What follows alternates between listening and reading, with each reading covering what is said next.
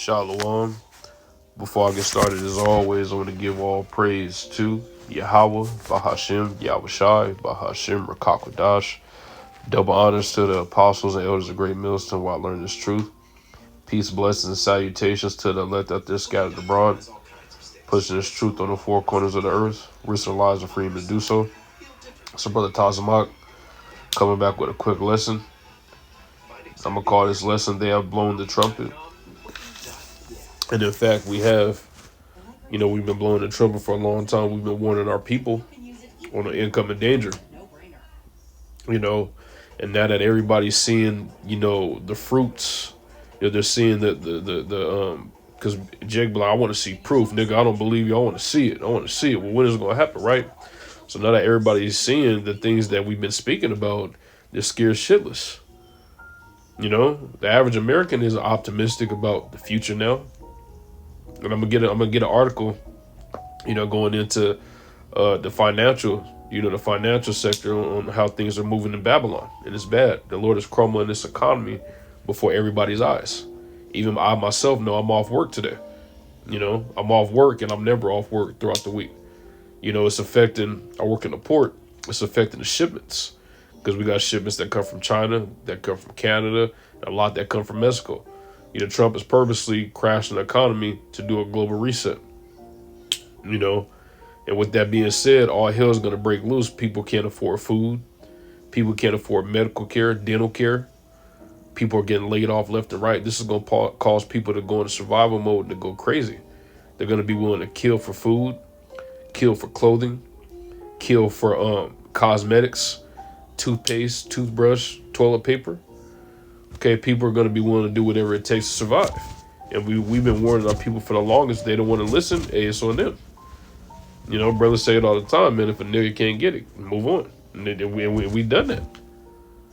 So Jake is about to start seeing the things that we've been talking about.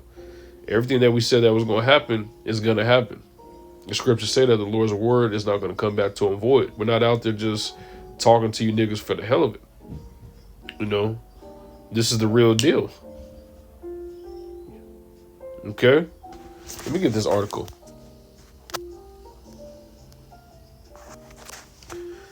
This is published April 21st, so not that long ago, like 2-3 days ago.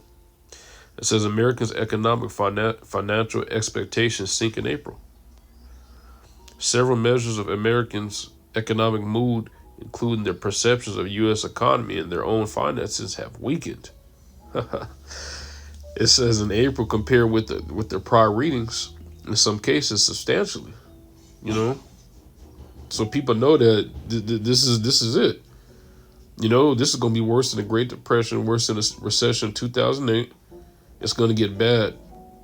It says most notably since January, right when the new year came in, 2025. Americans' 6-month outlooks for economic growth and the stock market have turned from positive to negative, while their forecasts for inflation, interest rates, and job market have dimmed. Inflation, everything's going to be costing an arm and a leg. And it's already time for Americans when the cost of living has skyrocketed, and the wages have stayed stagnant. It says interest rates. Nobody can get a house now. Mortgages are crazy. A bullshit ass house is what, $4,000 for the mortgage, not including utilities. Come on now. And it says in the job market have dimmed. A lot of layoffs is going to be going out. A brother that did a lesson that a black woman she died of a stress attack, causing her to have a heart attack.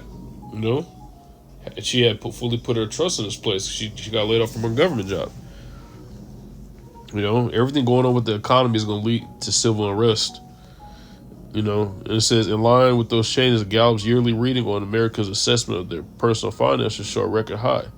53% now believing their situation is getting worse. And it's really higher than that. They give you a low number to try to keep people from, bugging out. This marks the first time in a trend dating back to 2001 that a majority have expressed financial pessimism, which is negativity, because you got optimistic, positive, pessimistic, negative outlook. So all this is going to lead to people bugging out, going crazy, wilding out. I'm going to get some scriptures.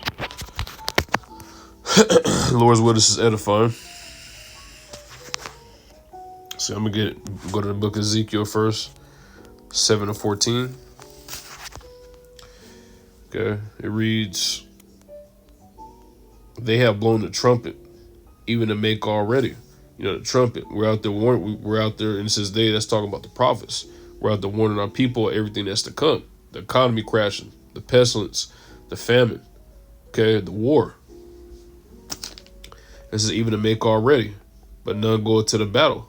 You know, for my wrath is upon all the multitude thereof. And it says, but none go to the battle. Nobody's actually getting prepared for what's to come. The only ones that are getting prepared for what's to come is the elect. That's it. You know, and the Lord, and for that you guys are going to feel the wrath of the Heavenly Father. Ultimately being that last plague, which was those ICBM nuclear missiles. Verse 15. The sword is without, and the pestilence and the famine within. He that is in the field shall die with the sword, and he that is in the city, the famine and the pestilence shall devour him. The people in the field are those country hillbillies that think that, okay, I live all the way in North Carolina, you know, in the mountains. I live all the way in Wisconsin in the field, and nothing. They'll never get me over here. Well, the Lord is saying that you guys are gonna get got too, and then you people in the city is really finished, because the city, that's gonna be the worst place. Got all the resources in there, so people are gonna be ravaging those businesses, ravaging houses. Troops is going to be kicking down doors. And the Lord said, and all the plagues are going to devour them, man. So wherever, if the missiles don't get you, well, the famine is going to get you. The famine don't get you. The pestilence is going to get you. Pestilence is going to get you. The martial law troops is going to get you.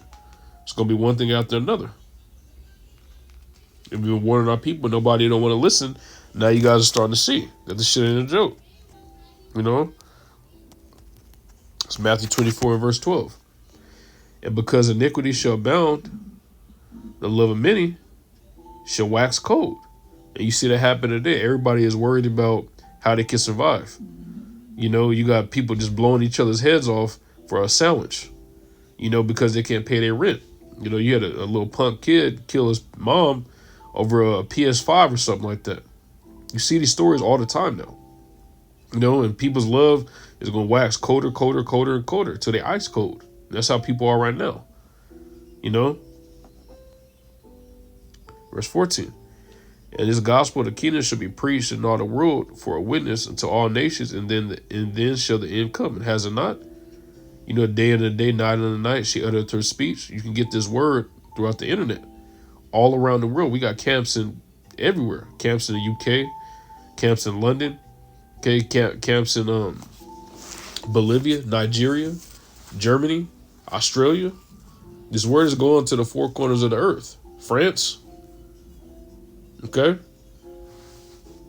This word is going to the four corners of the earth. So, I mean, the end is here. America coming on 250 years of ruling. The Lord about to crumble this place, man.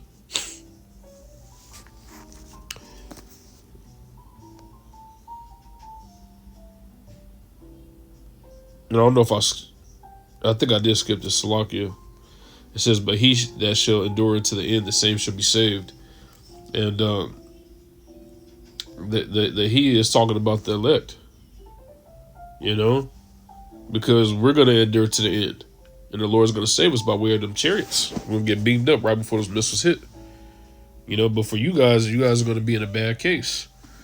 Really bad case. I'm going to get this in the Apocrypha. In the book of 2nd Ezra. 15 and verse 14. Okay, and it reads, woe to the world and them that dwell therein. Woe, destruction. You know, and everybody knows something is coming. Something in the air. You know, and with that thing in the air, that's death, man. That's coming. Distress. 2nd Ezra 15 and 15. For the sword and the destruction draweth nigh. The sword represents destruction. You know, also, the modern day sword is a gun. And one people should stand up to fight against another and swords in their hands. Like I said, the modern day sword is the gun. You have people running around, these militia groups running around with guns, saying, hey, you can't come in our city. You know? Fighting for what they think is right. Try to keep Babylon going. Verse 16. For there shall be sedition among men, rebellion, and invading one another. They should not regard their kings nor princes. They're going to be running into each other's houses, looking for resources, provisions. You know, they've been looking for food, water, clothing, shelter. And whoever in here got to get out or die. You know, and it said they should not regard their kings and princes. They're not going to care about what the president or senators got to say about this. They're trying to survive. You know? It says, and the course of their actions shall stand in their power. Because right now, the course of everybody's actions stands in the government's power. They scared of going to jail. They scared of getting a ticket. They scared of X, Y, and Z. So the course of their actions is going to be in their power. They're going to do what the fuck they want to do in that day. They're not going to care about what the law says. Verse 17. A man shall desire to go into a city and shall not be able to. And like I was going into, you're going to have these militia groups out here saying, hey, you can't come in here. You have martial law troops out there saying, hey, y'all can't come in the city unless y'all got the MOTB. You know? Verse 18. 2 Ezra 15-18. For because of their pride, the city shall be troubled. The houses shall be destroyed. And men shall be afraid. It's going to get bad out here, man. Men are going to be afraid because of all the death going on around here. That macho nacho shit is going to be a thing of the past, man. Yahweh Bashim Yahshua is the only way that we can get through the things that are coming, man. The only way. Period. You know? Verse 19. A man shall have no pity upon his neighbor. You know, I had got that before. The love of many waxing cold. Everybody's going to be worried about survival. But shall destroy their houses with the sword and spoil their goods. You're going to have people running into each other's house for resources. Food, water, clothing, shelter. Because of the lack of bread, you see, a famine is coming. And for great tribulation. Bad times are coming. Okay? Bad times are coming. This is 2 Ezra 16:40. O my people, hear my word. And who are the Lord's people? The Israelites. Okay? And it says, hear my word. Hear his word from who? The prophets. Because the Lord speaks through us. Make you ready to the battle. And nobody's preparing, like I got earlier, nobody's getting prepared for what's coming. The only ones that got prepared for the coming times is the elect. You know? It says, in those evils, be it even as pilgrims upon the earth. A pilgrim is somebody that's constantly journeying, constantly traveling. So we're going to constantly be moving around. You know? We can't stay in one place for too long. It's going to be that dangerous out here. The Lord might have us on a mountaintop for 2 days, and then he have us, you know, in the back of a building for 2 days. Shelter, though, you know, providing us with food. You know? The Lord's going to make sure his man is okay, but we're going to be constantly on the move. You know? I hit the point. I was going to... Let me see. I'm going to close with this, actually. The book of Isaiah 33:6.